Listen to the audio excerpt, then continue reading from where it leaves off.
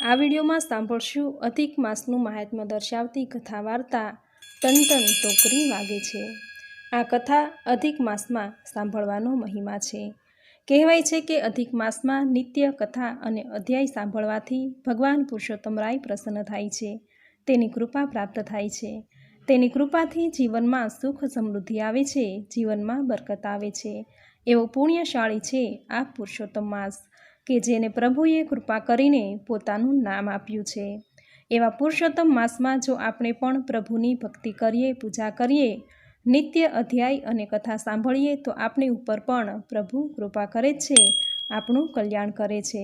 તો મિત્રો, પ્રભુની કૃપાને પ્રાપ્ત કરવા માટે આ વિડીયોમાં આજે સાંભળશું અધિક માસની મહાત્મ્ય કથા ટન ટોકરી વાગે છે। જો આપને આ કથા પસંદ આવે તો વિડીયોને લાઇક, શેર, કોમેન્ટ કરી, ચેનલ પર નવા છો તો ચેનલ સબસ્ક્રાઈબ કરી બાજુમાં બેલ આઇકન પ્રેસ કરી દેજો। ધન્યવાદ। તો હવે સાંભળશું કથા ટન ટોકરી વાગે છે। એક ગામમાં ઠાકોરજીનું મંદિર છે। પૂજારીજી ભગવાનની પૂજા કરે છે। એમને ત્યાં મંદિરની સાફ સફાઈ અને બીજા નાના મોટા કામ માટે એક છોકરો હતો। છોકરાને લોકો અઢિયો કહીને બોલાવે, નામ પ્રમાણે જ એનામાં ગુણ। જમવામાં બંને સમય 2.5 શેર જેટલું જમણ જોઈએ અને તો જ તેનું પેટ ભરાય। આથી ધીરે ધીરે લોકો તેને અઢિયો કહીને બોલાવા લાગ્યા। અઢિયો ખાવામાં માત્ર ખબરદાર એવું નહીં, એને ખાવા ઘણું જોઈએ, પણ એ ઉઠે કે તુરંત જ એની સેવા શરૂ થઈ જાય અને રાત્રે આરતી થઈ જાય પૂજારીને એ ગુરુ કહેતો, એટલે ગુરુજી સુવા જાય પછી અઢિયો ગુરુની ચરણ સેવા કરે। ગુરુ રજા આપે ત્યારે સવારથી શરૂ થયેલી એની સેવા પૂર્ણ થાય અને આથી જ અઢિયો ગુરુનો તો પ્રિય હતો જ, પણ આખાય ગામનો પ્રિય બટુકજી હતો। ગામ આખાને વહાલો લાગે એમ દિવસો ઉપર દિવસો વીતે છે। પૂજારીને એક દિવસ અઢિયાનો વિચાર આવ્યો કે આ છોકરો કોઈ દિવસ વ્રત, ઉપવાસ કે ધારણા પાળના કરતો નથી, મંદિરમાં સેવા કરે છે, પરંતુ તેમ છતાંય તેની કાયાનું કલ્યાણ થાય તેવું કંઈક કરવું જોઈએ। અને વાતય સાચી છે, સાચા ગુરુને પોતાના શિષ્યના કલ્યાણ માટેની ચિંતા તો થાય જ। એટલે ગુરુજીએ વિચાર કર્યો કે અઢિયાનું કલ્યાણ થાય તેવું મારે કંઈક કરવું જોઈએ। તેવામાં અધિક માસ આવ્યો છે। આગળના દિવસે પૂજારીએ અઢિયાને બોલાવ્યો કે એ અઢિયા અહીંયા આવ, અને અઢિયો તો દોડતો દોડતો આવ્યો છે ગુરુજી પાસે। પૂજારી કહે છે કે જો આવતીકાલથી અધિક માસ બેસે છે, પાવન પુરુષોત્તમ માસ છે, માટે તારે કાલથી આખો માસ નદીએ નહાવાનું અને અધિક માસ કરવાનું નિયમ લેવાનું। ગુરુજી, એમાં ભૂખ્યું રહેવાય કે? તેવું અઢિયો બોલ્યો। તો ગુરુજી કહે છે કે હા, ઉપવાસ કરવાનો, ભગવાનની કથા વાર્તા સાંભળવાની તથા નદીએ નાહવા જવાનું। અઢિયો કહે કે ગુરુજી, આપણે અધિક માસ નથી કરવો। ગુરુજી કહે કેમ? તો અઢિયો કહે, ના ગુરુદેવ ના, મારાથી ભૂખ્યા રહેવાય નહીં। ભૂખ્યા રહેવાય સિવાયનું કોઈ પણ કાર્ય હોય તો કહો, હું સદાયને માટે કરવા તૈયાર છું, પરંતુ હું જમવાનું બંધ તો નહીં જ કરું એવું તો બનશે જ નહીં। ગુરુદેવે ઘણો સમજાવ્યો પણ એ માન્યો નહીં। ભૂખ્યા રહેવાનું તેને જરાય પોસાય તેમ ન હતું, પરંતુ ગુરુદેવે તો મનમાં નક્કી કર્યું કે ગમે તે ઉપાયે અઢિયાને અધિક માસ નાવાનું વ્રત લેવડાવી તેનું કલ્યાણ થાય તેમ કરવું। અને ગુરુદેવ ગાંજ્યા જાય તેમ ન હતા, તેણે યુક્તિપૂર્વક અઢિયાને બાંધી લીધો, કારણ કે તેમને એ પણ ખબર હતી કે જો એક વખત અઢિયો કોઈ પણ કાર્ય કરવાની હા પાડી દે પછી એ ગમે તે થાય પણ ફરે નહીં। તેથી અઢિયાને કહે, મારું એક કામ કર। તો અઢિયો કહે કે બોલો ગુરુજી, શું કામ કરવાનું છે? ગુરુજી કહે કે આવતીકાલથી મારે તો અધિક માસનું વ્રત છે, એટલે મંદિરમાં રંધાશે નહીં અને તને ખાધા વગર ચાલશે નહીં, માટે કાલથી 1 માસ સુધી ચાલે તેટલું સીધું સામાન લઈ તારે નદી કિનારે જ રહેવાનું। ત્યાં સ્નાન કરજે અને ત્યાં જ રહેજે, ત્યાં જ જમવાનું બનાવીને જમજે, અહીં તો નહીં જ, પણ હા, એક વાત તો તારે માનવી જ પડશે। અઢિયો કહે છે કે ગુરુદેવ, નદીએ તો નદીએ, પણ જમવાનું તો મળશે ને? 1 માસ ત્યાં રહીશું પણ ભૂખ્યા તો નહીં રહેવું પડે ને?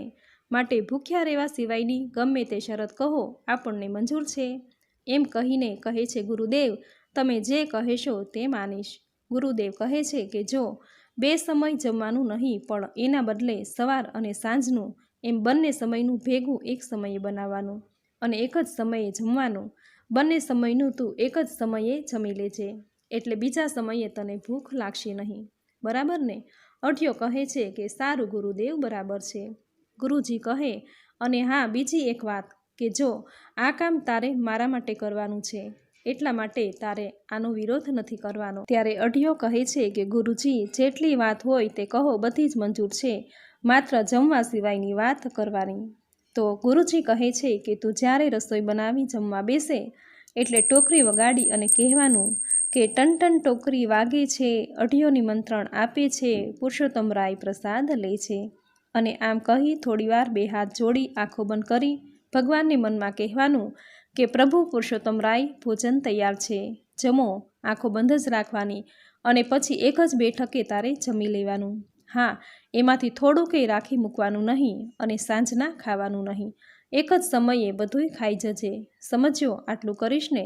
અઢિયો કહે, પણ ગુરુદેવ, તમે કહો છો તેમ હું પેલા પુરુષોત્તમરાયને બોલાવું અને કદાચ એ સાચે સાચ આવે અને જમવા બેસી જાય તો મારે શું કરવું? ગુરુજી કહે છે કે અરે ગાંડા, એટલું તો સમજ કે અહીં મંદિરમાં આપણે ઠાકોરજીને રોજ થાળ ધરાવીએ છીએ. ભગવાન ક્યારેય જમવા આવે છે? આજ સુધી તે જોયું છે કે આપણે ભગવાનને કહીએ કે ભગવાન જમવા પધારો અને ક્યારેય ભગવાન આવ્યા છે? એમાંથી ક્યારેય એક કટકોય એણે લઈને ખાધો છે? એ તો ભાવનાના ભૂખ્યા છે, તારા ભોજનના નહીં. અને હા, જો કદાચ ભગવાન આવે અને જમે પણ તો 2 સમયનું તે બનાવ્યું જ હોય, તેમાંથી એક સમયનું પ્રભુ જમે તો તારા માટે એક સમયનું તો રહેશે જ, તે તારે જમી લેવાનું. બરાબર છે ને? ગુરુદેવ કહે તો વાત પાકીને. તે નિયમ લીધું, એમાં હવે ફેરફાર નહીં થાય. નિયમ તોડવાનું નહીં, ગમે તેવા સંજોગ ઊભા થાય તો પણ નહીં. અઢિયો ગુરુદેવની યુક્તિ સમજ્યો નહીં અને બોલ્યો કે હા ગુરુદેવ, વાત તો સાવ પાકી. નિયમ એટલે નિયમ, એમાં કોઈ ફેર પડે નહીં. હવે હું નિયમ નહીં તોડું. બસ ગુરુદેવે આશીર્વાદ આપ્યા છે અને ભગવાન તારું કલ્યાણ કરે તેવા આશીર્વાદ આપ્યા. અને અઢિયો તો બધી તૈયારી કરી અને આવ્યો છે નદી કિનારે. સીધા સામાનનું ગાડું એક તરફ ઊભું રાખી પ્રથમ નદીએ સ્નાન કર્યું છે, પછી ભગવાનની સેવા સ્તુતિ કરે છે અને પછી ભોજનની તૈયારી કરવા લાગ્યો. ભોજન તૈયાર થઈ ગયું. અઢિયાએ થાળી પીરસી છે, પછી આસન મૂક્યું, પોતે બેઠો, સામે પણ એક આસન મૂક્યું. પુરુષોત્તમરાય માટે વચ્ચે ભોજનની થાળી મૂકી છે અને ટોકરી સાથે લાવ્યો હતો તે વગાડી અને પછી આંખો બંધ કરી 2 હાથ જોડી ગુરુદેવના કહ્યા પ્રમાણે બોલ્યો કે ટન ટન ટોકરી વાગે છે, અઢિયો નિમંત્રણ આપે છે, પુરુષોત્તમરાય પ્રસાદ લે છે. આમ કહી થોડીવાર આંખો બંધ કરી 2 હાથે વંદન કરી રહ્યો છે. આ તરફ વૈકુંઠમાં પ્રભુ રાહ જોઈને બેઠા હતા. તેઓ ઊભા થયા અને રૂક્ષ્મણીને કહે છે કે ચાલો દેવી. રૂક્ષ્મણી કહે, ક્યાં ચાલવાનું છે પ્રભુ? ભગવાન કહે છે કે જુઓ, ભક્ત બોલાવે છે, ભોજન લેવા ચાલો, વાર ન કરો, રસોઈ ઠંડી થઈ જાય અને ભક્ત નારાજ થાય એ પહેલાં પહોંચી જઈએ. અઢિયાને થયું, હવે આંખો ખોલું અને જમી લઉં. આમ જ્યાં આંખો ખોલી જુએ છે તો સામે કોઈ 2 જણ પતિ પત્ની જમવા લાગ્યા છે. અઢિયો કહે છે કે એ તમે કોણ છો અને આમ પૂછ્યા ગાંછ્યા સિવાય જમવા લાગ્યા? આમ કોઈનું કાંઈ ખાઈ જવાતું હશે? ભગવાન કહે, કેમ આમ બોલો છો? ભગતજી, જમવાનું આમંત્રણ આપો છો અને તેય પાછા ટોકરી વગાડીને અને જમવા આવ્યા, એટલે આવું કામ બોલો? અઢિયો કહે છે કે મેં તો પુરુષોત્તમરાયને બોલાવ્યા હતા, તમે કોણ છો? તો ભગવાન કહે છે કે હું જ પુરુષોત્તમરાય છું. તો અઢિયો કહે છે કે પણ મેં તો તમને એકલાને આમંત્રણ આપેલું, તો આ સ્ત્રીને પણ તમે તેડી લાવ્યા? ભગવાન કહે, જો ભાઈ, આ મારી પત્ની છે, પત્નીને મૂકીને કાંઈ ખવાય? અઢિયો કહે, તમારી વાત સાચી, પણ ગુરુદેવે તો મને કહેલું કે તમે ખાવાના નથી અને તમે તો ભાવનાના ભૂખ્યા છો. પણ આ શું, તમે તો ખાવા લાગ્યા અને એ પણ એકની જગ્યાએ 2 જણા આવ્યા. ભગવાન કહે કે તારા ગુરુદેવની વાત પણ સાચી છે, પણ જ્યારે કોઈ ખાસ ભક્ત મને ગાઈને વગાડીને બોલાવે છે ત્યારે હું તેનું માન જાળવું છું અને તે મને બોલાવે એટલે હું જરૂર જમવા આવું છું. અઢિયો કહે છે કે શું રાખ ને ધૂળ, તમે મારું માન જાળવ્યું? આ તો મેં તમને એકને બોલાવ્યા અને તમે તો 2 આવ્યા. મારું 2 સમયનું ભોજન જમી જવાના અને ગુરુદેવને તો મેં વચન આપ્યું છે કે બીજી વાર જમવાનું બનાવીશ નહીં અને ખાઈશ પણ નહીં, એટલે મારે તો હવે ભૂખ્યા જ રહેવાનું ને? ઠીક છે, આમ 2 જણા મારી સામે જોઈને હસો છો, ખાવા બેઠા જ છો તો હવે ખાઈ લો, આજનો દિવસ હું ભૂખ્યો રહીશ. બીજા દિવસે પણ એમ જ થયું. પ્રભુ આવ્યા, સાથે રૂક્ષ્મણીજી પણ આવ્યા. ત્રીજા દિવસે પણ અઢિયાને ઉપવાસ થયો. આમ 5 ઉપવાસ થાય છે. છઠ્ઠા દિવસે અઢિયાએ વિચાર્યું કે પેલા 2 આવશે જમવા અને ના પડાશે નહીં. તેથી લાવ આજે મારા ભાગનુંય તે બનાવું. આમ અઢિયાએ તો 3 જણાની રસોઈ તૈયાર કરી છે અને જ્યાં બોલે છે કે ટન ટોકરી વાગે છે, અઢિયો નિમંત્રણ આપે છે, પુરુષોત્તમરાય પ્રસાદ લે છે અને થોડીવારે આંખો ખોલી જુએ છે તો સામે 4 જણા બેઠા છે. અઢિયો કહે, હે, આ બીજા 2 વળી કોણ છે? ભગવાન કહે, ભાઈ, મારે ત્યાં વિષ્ણુ અને લક્ષ્મી મહેમાન થઈને આવેલા. તે મહેમાનને મૂકીને કાંઈ અવાય, તેથી એમનેય સાથે લેતો આવ્યો. અઢિયો વિચારે માર્યા ઠાર, આજેય ભૂખ્યા સુવાનું. બોલાવો બોલાવો, પારકે પૈસે દાન કરો તમારે. ભગવાન ભોળો ભગત ગુસ્સે થયો છે, જાણી મલક મલક મલકાય છે અને પછી તો ભગવાન જાય છે. આવું 7 દિવસ ચાલ્યું. અઢિયાએ વિચાર્યું કે આજે તો પેલા 4નું અને 2 સમયનું અને મારું એમ એટલું ભોજન બનાવું. કેટલા બધા દિવસ થઈ ગયા ખાધે, આજે તો ગમે તે થાય પણ ભૂખ્યા નથી રહેવું. આમ વિચારી સ્નાન, ધ્યાન, ભજન, સ્તુતિ, ભક્તિ કરી અઢિયો તો ટોકરી વગાડે છે અને કહે છે કે ટન ટોકરી વાગે છે, અઢિયો નિમંત્રણ આપે છે, પુરુષોત્તમરાય પ્રસાદ લે છે. પછી આંખો બંધ કરી પ્રભુને વંદન કરી જ્યાં આંખો ખોલે છે તો સામે આખી પંગત પડી છે. પુરુષોત્તમ ભગવાનની સાથે ઘણા બધા બેસી ગયા છે અને જમવા લાગ્યા. અઢિયો ખૂબ ગુસ્સે થયો છે, પરંતુ બોલી શક્યો નહીં અને ભગવાન સૌ સાથે જમીને ચાલ્યા ગયા. આમ અધિક માસનો છેલ્લો દિવસ આવ્યો. અઢિયા ભગતને 29 દિવસના નકોરડા ઉપવાસ થયા છે. આમ 30મો દિવસ છે. અઢિયો વિચારે છે, આજે તો રસોઈ બનાવવી જ નથી. ભગવાનને પણ ખબર પાડી દઉં. આવું તે કાંઈ હોતું હશે? કોઈ જમવાનું આમંત્રણ આપે તો એકલાએ કે પછી પત્ની સાથે આવવું જોઈએ. આ તો રોજ 2-4ને વધારતા જાય છે. ત્યારે બેસાડો પંગત, આજે હાથે રાંધીને. આમ વિચારી ક્રોધમાં ને ક્રોધમાં અઢિયો સ્નાન કરી આવ્યો. સ્તુતિ ભક્તિ કરી સમય થતાં ટોકરી વગાડી કે ટન ટોકરી વાગે છે, અઢિયો નિમંત્રણ આપે છે, પુરુષોત્તમરાય પ્રસાદ લે છે. ભગવાન રુક્ષ્મણીને કહે છે કે દેવી, આજે જાળવજો હો. ભગત ખૂબ ક્રોધમાં છે, પરંતુ આજે ખવડાવવાનો દિવસ આવી પહોંચ્યો છે. આજે તમામ ઋણ ચૂકવી ભક્તનો ઉદ્ધાર કરવાનો છે, માટે ચાલો આ શુભ કાર્ય તમારે હાથે જ કરવાનું છે. આમ કાચું સીધું સામાન રાખી અઢિયાએ ભગવાન પુરુષોત્તમરાયજીને જમવાનું આમંત્રણ આપ્યું. આંખો બંધ કરી વંદન કરી રહ્યો છે. ભગવાન આવ્યા છે. સાથે વિષ્ણુ ભગવાન છે, લક્ષ્મીજી છે, સીતારામજી છે, મહાદેવ અને પાર્વતી છે, હનુમાનજી પણ સાથે છે. નારદને પણ કૌતુક નિહાળવાની અને પ્રભુ કેવી રીતે લીલા કરશે તે જાણવાની તાલાવાલીથી એ પણ સાથે આવ્યા. આમ સૌ પધાર્યા છે. અઢિયાએ આંખો ખોલી અને જોયું તો સર્વે આવીને બેઠા છે. અઢિયો જોઈને તુરંત જ બોલ્યો કે પધારી ગયા ને રોજની માફક, પણ આજે તો તમારે તમારી જાતે જ રસોઈ બનાવવાની છે. અને હા, પ્રથમ મારો ભાગ મને આપી દેવાનો, પછી તમારે ખવડાવો. અને બધાઈને કહી અઢિયો થોડેક દૂર ઝાડ નીચે જઈને બેસી ગયો કે હવે ખબર પડશે કે તૈયાર ભાણે તાગડધીના બહુ કર્યા છે. આમ અઢિયો વિચારે છે. ભગવાન ભોળા ભગતના મનમાં જે તોફાન ચાલી રહ્યું છે તે જાણી ગયા અને મલકાયા.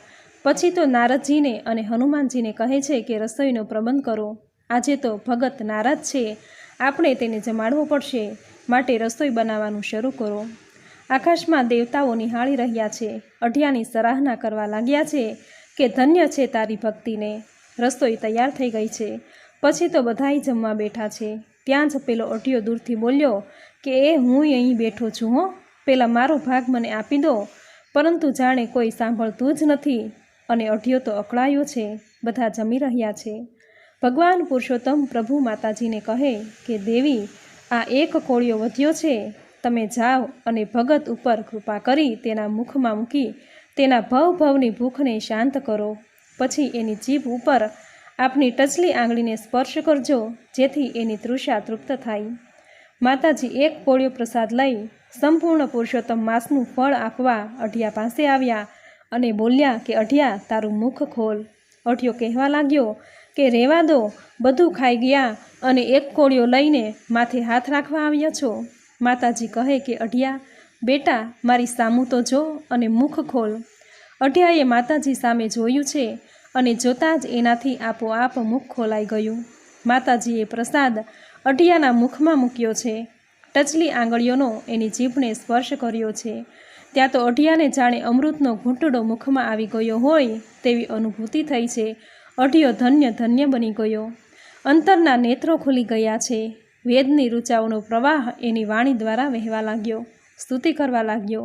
આકાશમાંથી દેવતાઓએ પુષ્પોનો ઢગલો અહીં અઢિયા ઉપર નાખ્યો અને કહેવા લાગ્યા કે અઢિયા તને ધન્ય છે તારા વિશ્વાસ અને તારી ભક્તિને.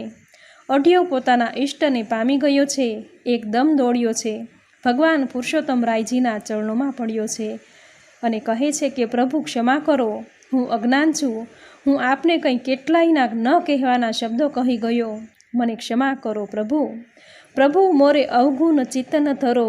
નેત્રોમાંથી આંસુ વહેવા લાગ્યા છે. બીજું કાંઈ બોલી શકાયું નથી. ભગવાન પુરુષોત્તમ પ્રભુએ અઢિયા ઉપર અપાર કરુણા કરી છે અને કહ્યું કે બેટા અઢિયા ઊઠ, કહે તારી કોઈ ઈચ્છા. અઢિયો કહે કે પ્રભુ મારી ઈચ્છાઓ પૂર્ણ થવામાં હવે શું બાકી રહ્યું? મારા નાથ, આપે તો મને સર્વસ્વ આપી દીધું છે, પણ એક વિનંતી છે. ભગવાન કહે કે બોલ અઢિયા. અઢિયો કહે છે કે પ્રભુ મારું કલ્યાણ કરવા મારા ગુરુદેવે યુક્તિ કરી અને મને આજે આપનું સામિધ્ય પ્રાપ્ત થયું છે. પ્રભુ મારા ગુરુદેવને આપ દર્શન આપો કે જેથી એમનું પણ કલ્યાણ થઈ જાય. પુરુષોત્તમ ભગવાને રજા આપી છે. ત્યાં તો અઢિયો ભાગ્યો છે, મંદિરે આવ્યો છે.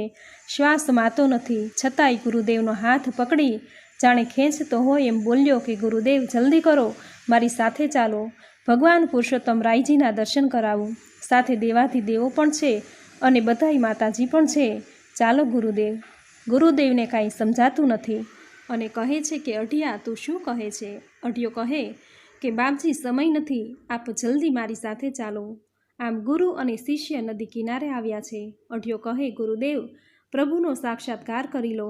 પરંતુ ગુરુદેવને કાંઈ જ દેખાતું નથી. નદી અને ઝાડ દેખાયા.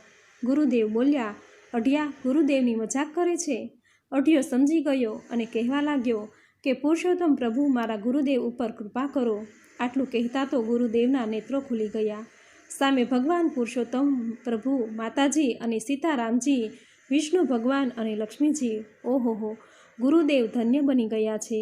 કાંઈ બોલી શકાયું નથી. નેત્રોમાંથી આંસુની ધારા વહેવા લાગી. સમાધિ લાગી ગઈ છે. પછી તો ભગવાને અઢિયાને એક દ્રષ્ટિ આપી છે, મલકાઈ છે અને વૈકુંઠમાં ગયા છે. આ તરફ ગુરુદેવના નેત્રો ખુલે છે. અઢિયા સિવાય ત્યાં કોઈ નથી. ગુરુદેવ દોડ્યા અને જ્યાં અઢિયાના ચરણ સ્પર્શ થઈ જશે જઈને ગુરુદેવના ચરણોમાં પડ્યો છે. કહેવા લાગ્યો નહીં ગુરુદેવ, આ બધોય આપનો જ પ્રતાપ છે અને આનંદ મંગળ વર્તાયો છે.